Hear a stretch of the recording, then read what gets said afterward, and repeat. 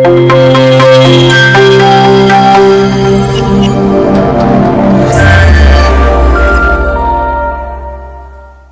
दोस्तों, मेरे YouTube channel खिड़की पर आज हम बात करेंगे नरेश मेहता की कविता मृत्तिका पर। नरेश मेहता पिछली सदी के महत्वपूर्ण रचनाकार थे। उनका जन्म वर्ष 1922 में मध्य प्रदेश के शाजापुर में हुआ था। यूं तो उन्होंने बहुत महत्वपूर्ण उपन्यास लिखे, जैसे यह पथ बंधु था, डूबते मस्तूल, दो एकांत, प्रथम फाल्गुन, कहानियां लिखी जो उनके जलसाग्रह में संकलित हैं, खंडकाव्य लिखे, नाटक लिखे, एकांकी लिखी, ऋतुपार्स लिखा, लेकिन वो मूलतः अपने को कवि मानते हैं। उनको उनके समग्र साहित्य के लिए वर्ष 1998 में भारतीय ज्ञानपीठ पुरस्कार से नवाजा गया। नरेश मेहता दूसरा सप्तक के कवि हैं, नई कविता के कवि हैं, नई कविता जो लघु मानव को प्रतिष्ठित करती है। इस खूबसूरत दुनिया को मनुष्य के चेतना और उसके हाथ ने बनाया है। नरेश मेहता एक भिन्न चेतना के कवि हैं। वो अपने आप को मूलतः कवि मानते हैं। उनकी कविता मृत्तिका, आइए उसका पाठ करते हैं।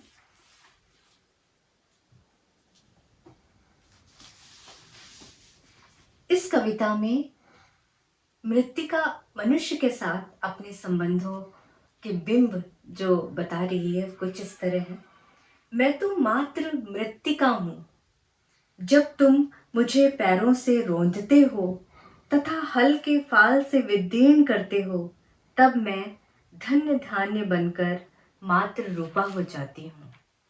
जब तुम मुझे हाथों से स्पर्श करते हो तथा चाक पर चढ़ाकर घुमाने लगते हो, तब मैं कुंभ और कलश बनकर जल लाती तुम्हारी अंतरंग प्रिया हो जाती हूँ। जब तुम मुझे मेले में मेरे खिलौने रूप पर आकर्षित होकर मचलने लगते हो, तब मैं तुम्हारे शिशु हाथों में पहुंच प्रजा रूपा हो जाती हूँ। पर जब भी तुम अपने पुरुषार्थ पराजित स्वत्व से मुझे पुकारते हो, तब मैं अपने ग्राम्य देवत्व के साथ चिन्मयी शक्ति हो जाती हूँ। प्रतिमा बन तुम्हारी आराध्य हो जाती हूँ। विश्वास करो, यह सबसे बड़ा देवत्व है कि तुम पुरुषार्थ करते मनुष्य हो और मैं स्वरूप पाती मृत्तिका। इस कविता में पहले बिंब में मिट्टी कह रही है कि मैं तो मिट्टी हूँ। जैसा कि शिव मंगल सुमन की भी कविता है मिट्टी की महिमा, उसमें मिट्टी कहती है मेरी पहचान ही मिट्टी में होने में है।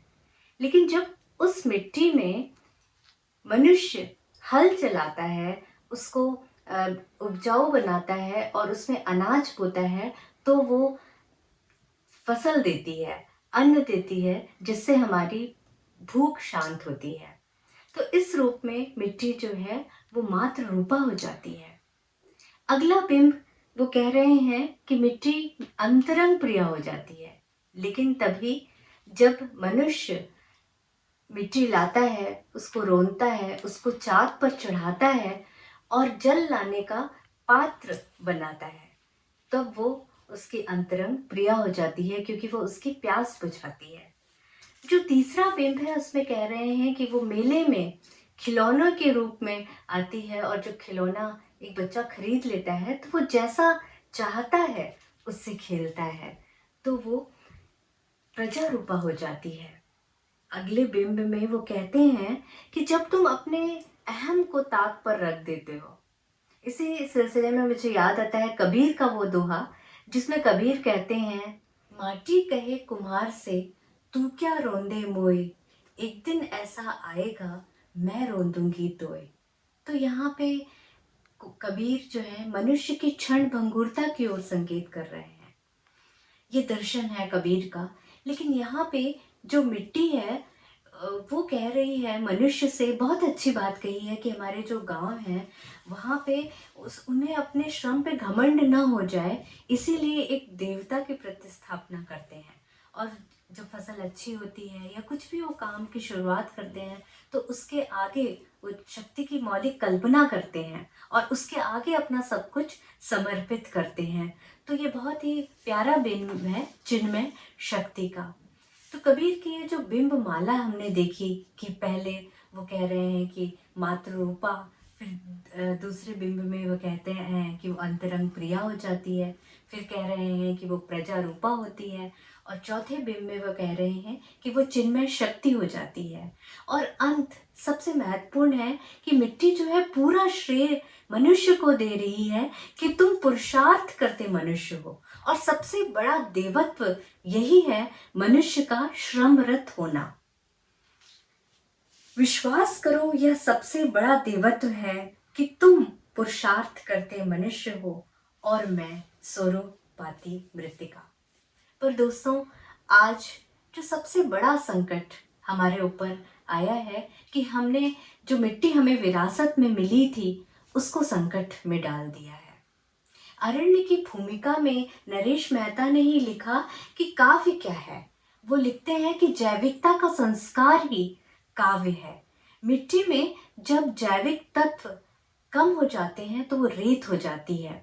आज वैज्ञानिक हमें चेता रहे हैं कि इसको बचाए जाने की बहुत ज़रूरत है, वरना आने वाले 30-35 सालों में त्राही त्राही मच जाएगी, अन्न का संकट पैदा हो जाएगा। और वो आज हो भी रहा है कि किसान जो है वो आत्महत्या कर रहे हैं। मिट्टी की गुणवत्ता बहुत तेजी से खराब हो रही है, और रेत में यदि जैविक तत्व मिल जाएगा तो वह मिट्टी हो जाएगी।